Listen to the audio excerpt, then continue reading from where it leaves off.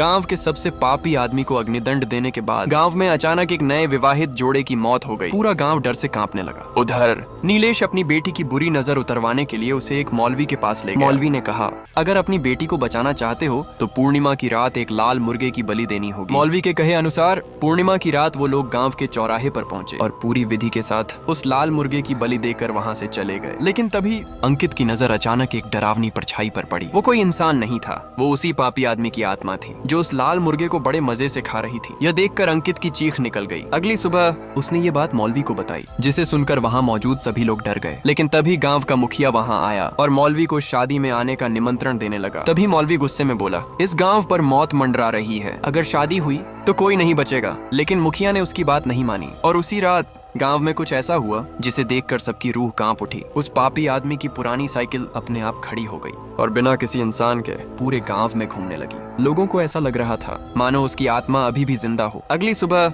उस आदमी के घर वाले उसकी समाधि पर दारू, चिकन और बीड़ी चढ़ाने पहुंचे। लेकिन जैसे ही उन्होंने समाधि को देखा, उनके होश उड़ गए। आगे क्या हुआ पार्ट 3 के लिए कमेंट करो।